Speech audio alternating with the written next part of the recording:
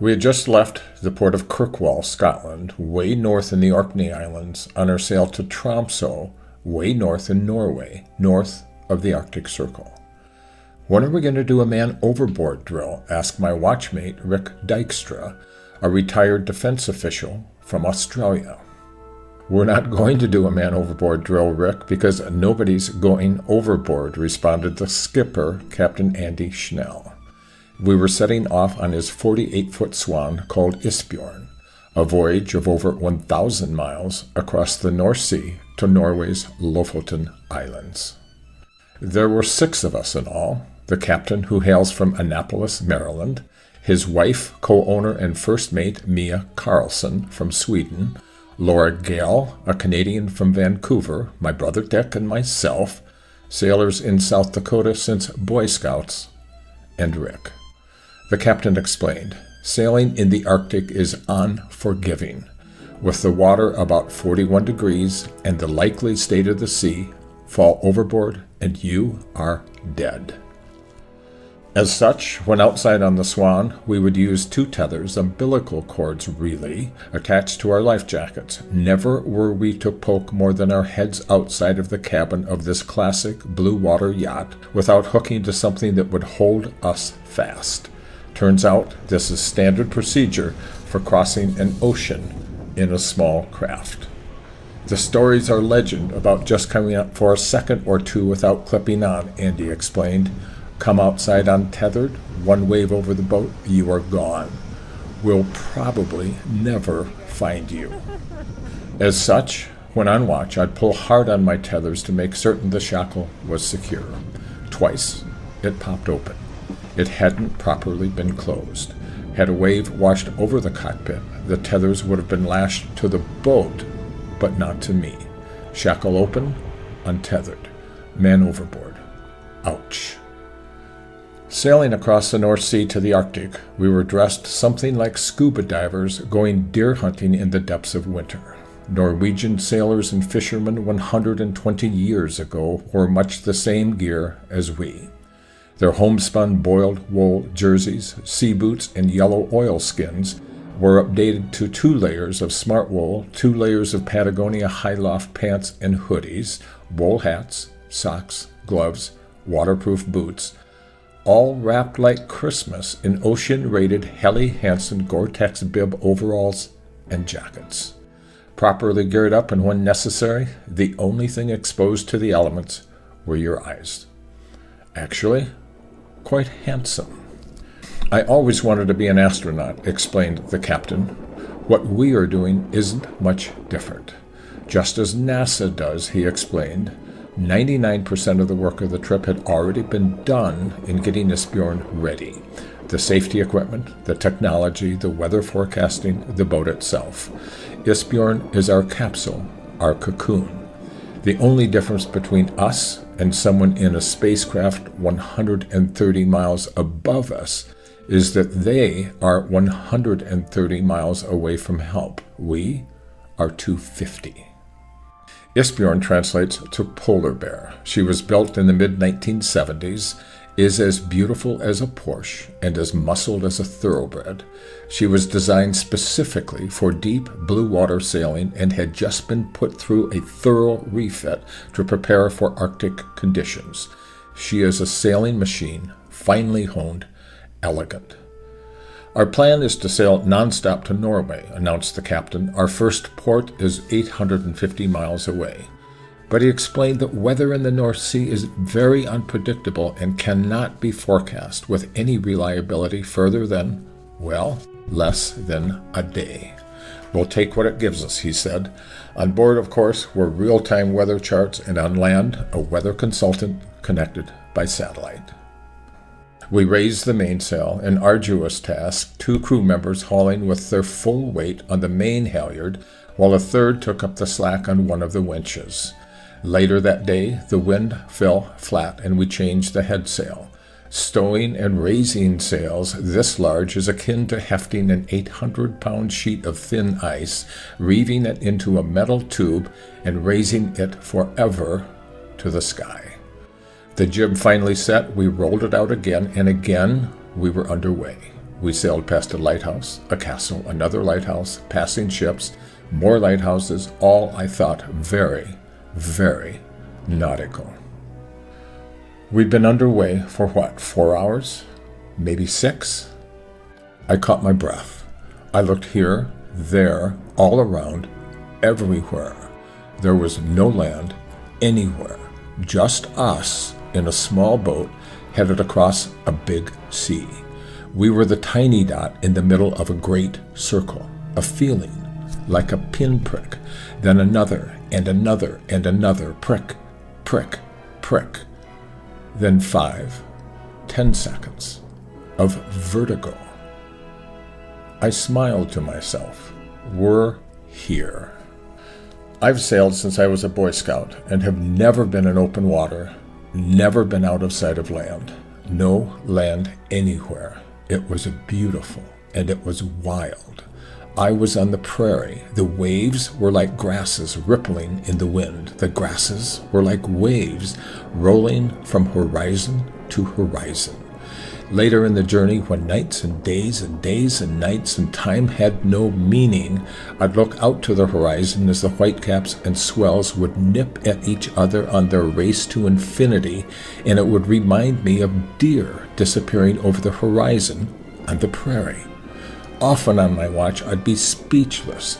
Time has no meaning here. Words have no meaning here. It is perpetual pitch, roll, and yaw. At times, I could feel ecstatic annihilation, that I was in an unwarped primal world. I was in the forever. Science tells us that the Earth turns some 1,000 miles per hour, and that the Earth goes around the Sun at some 50,000 miles per hour, and the universe around the center of the Milky Way at 500,000 miles per hour. Here, you know, such things are true. Boats are feminine, Isbjorn especially. The 48-foot Swan was our mother. She was tough enough to have birthed us all, tough enough to take us through heavy seas.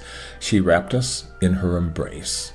When my 4-hour watch was over, I would crawl through the cabin, strip off my sea boots, drop my gloves and hats to the floor, and on 2 double-pronged hooks try to hang layers and layers of gear and follies. Often they tumbled to the floor, but I didn't care. They'd never dry anyway. My berth was on the port side, the left side of the boat in the bow, the very front. The berth had larboards, boards that like a baby's crib kept you from being thrown onto the floor as Isbjorn made her way through the seas. I had to pull myself up into the V-berth facing the bow, then take a 180-degree left turn dive into the berth and struggle into the sleeping bag like a 100-year-old man on a trapeze. But once in, sleep, deep sleep. Never wake up sleep. The water, slosh, the roll, the pitch, the dive, warmth, unimaginable sweetness, all in the eternal wetness of the day. Boats are feminine.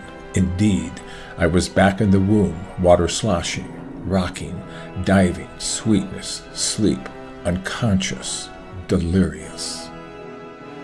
Anybody see land? beckoned Mia. Unlike the crew, where there were 2 of us on our watches, Mia stood watch by herself. But deliciously and impossibly, Mia also cooked. Breakfast mostly you put together yourself, same too with lunch, mostly sandwiches and perpetual handfuls of nuts and M&Ms. But dinner? Always served in a large bowl. How else are you going to eat on the sailboat under sail? And the meals? Thick stews made from scratch, fresh cooked meals smothered in sauces and sautéed with peppers and succulents. Her question of anyone want seconds was a rich invitation for more. Coffee was more important than blood, so fresh beans were ground by hand. The stove was gas-fired and gimbaled and swung with the sway of the boat. The hot water was poured from a kettle with a long serpentine spout. Coffee is gold. I was at the helm one night and promised my watchmate Rick $100 if he'd bring me a cup. He did, and I acknowledge my infinite debt. Coffee really is gold. I pledge to pay my debt. Be careful. Don't burn yourself. Frankly, it's not a capsize or drowning that poses the biggest threat. Big danger? Burns and fires, both to cabin, boat, and crew. A big risk as well. When down below in a sailboat in motion, you will be thrown around. Hang on. Luckily, there are good handholds everywhere, but sometimes it seems as if you are hanging on for your life. Once when we were sailing into a stiff wind and on a fairly significant heel, it took me 10 minutes to crab my way from the galley to the bow. On another day, one of us was sitting on the head and was thrown off the pod, through the door, splayed out onto the passageway. What happens at sea stays at sea. Question stands. Anyone see land? Queried Mia. And there was nothing. A cloud, a mist, something over there. It melts away, and then something that didn't melt away and still wasn't quite there. Land ho, someone cried out. We're losing our wind, said Andy, so we were going to spend the night in Fair Isle. Maybe two, he smiled. You take what it gives you. A lighthouse in the distance, and then finally the island, a turn to port and into a tiny bay surrounded by sheer rock cliffs stuffed full of nesting birds. We tied up to a concrete dock 10 feet above the deck of the boat, low tide. Fair Isle, a bird sanctuary, a destination and haven for birders, and home to 96 British citizens. Puffins, puffins, smiled our skipper. Wait till you see the puffins. Minutes after tying up to the quay, we were hiking the island, an improbable piece of rock 4 miles long, a mile across, so small it is unseen on many maps. Impossible, this place. On one of my walks, I talked to a man stepping out of a house. My daughter just moved here 9 months ago, the father from England explained. She's a physician's assistant, stays here year-round, and loves it. Me, he explained, this island is like Kent used to be when I was growing up. Everybody takes care of everybody else. Have to, he said as he made his way back into his daughter's home. The puffins? Well, of course you'd expect a bird this beguiling to be here in this remote and windswept rock. They live in small dugouts and pop up like marionettes, quite unconcerned with the presence of a human or two. Count the rings on a puffin's bill, and like rings on a tree, you've got its age.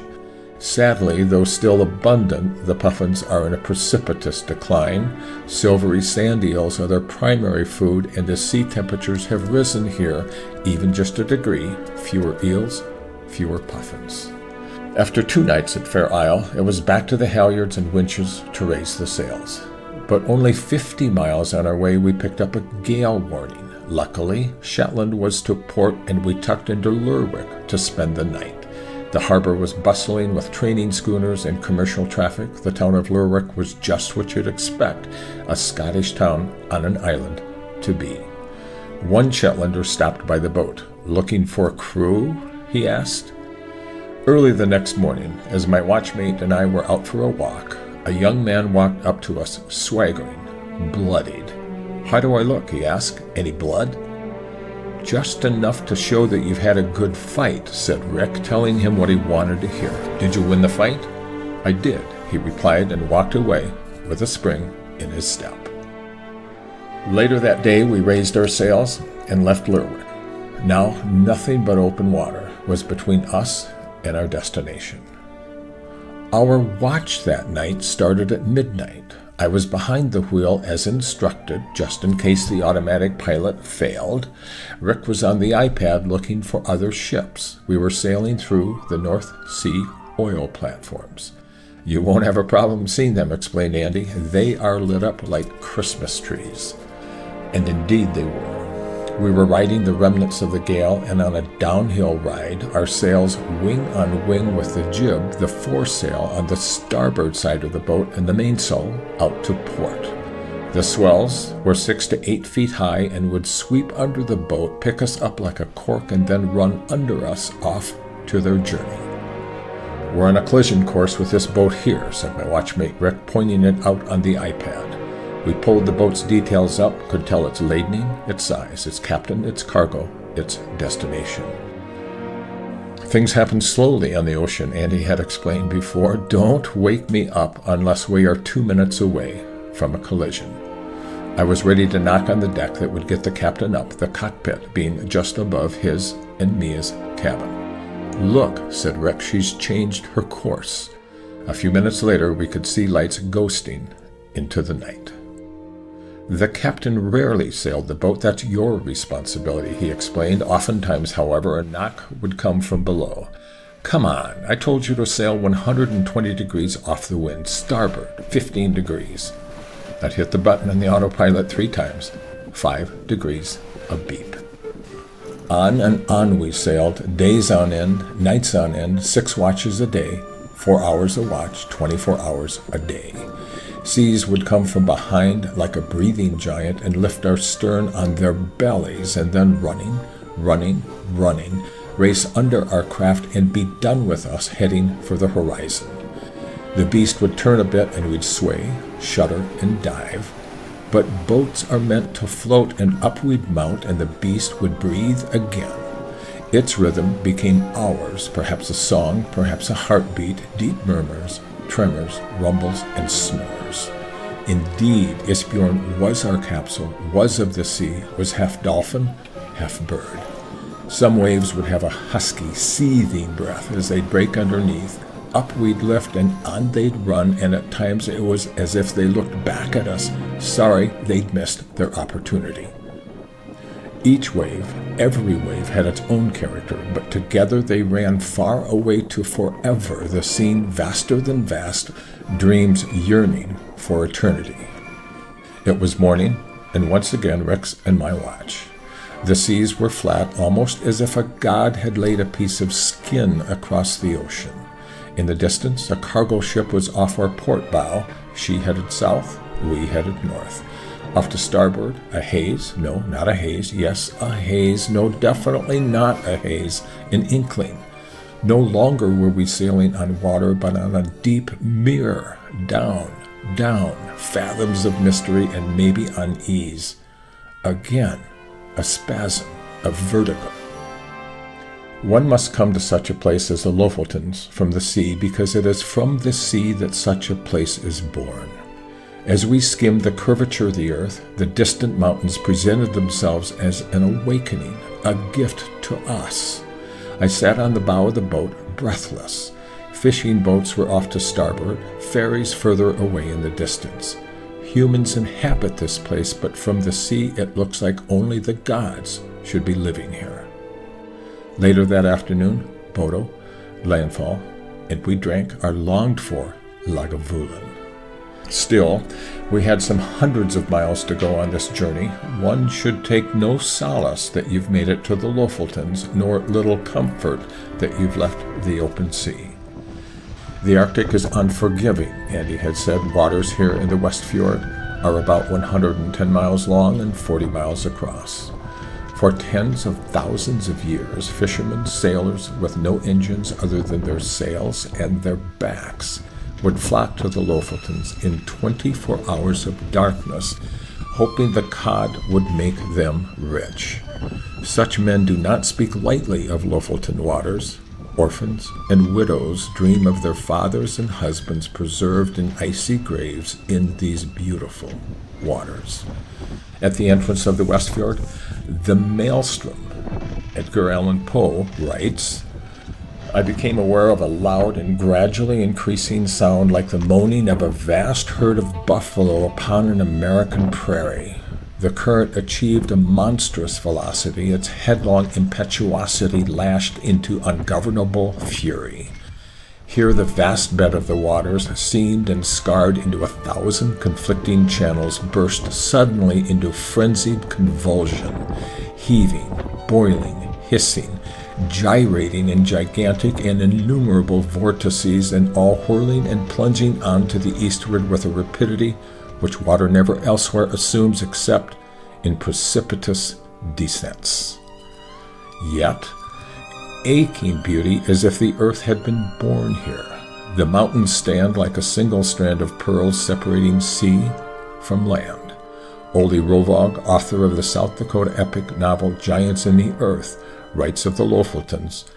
The place lay on the sea as far out as the coast dared push itself and extremely far north, so far in fact that it penetrated the termless solitude where utmost light and utmost dark hold tryst.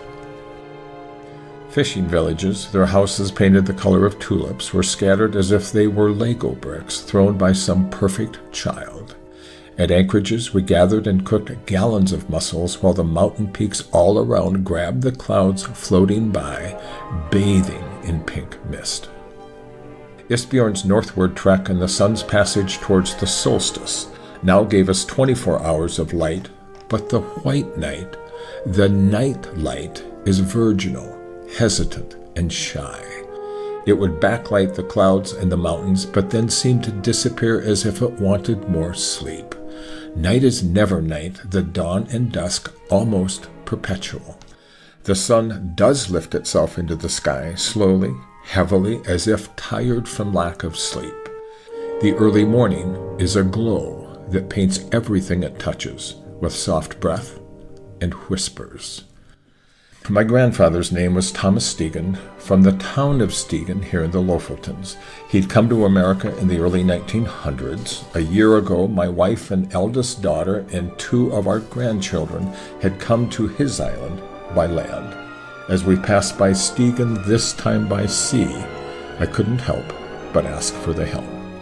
Finally, the trip was done. We were in Tromsø, the land of Amundsen and other polar explorers. It was time for me to leave Isbjorn, the 48-foot swan that had been my home for 22 days. I left Isbjorn, but thankfully Isbjorn and her crew will never leave me. Isbjorn laid at rest and was reprovisioned, waiting for its next 4-person crew. This sail to the Arctic, the lands of icebergs and polar bears. How perfect for my Isbjorn.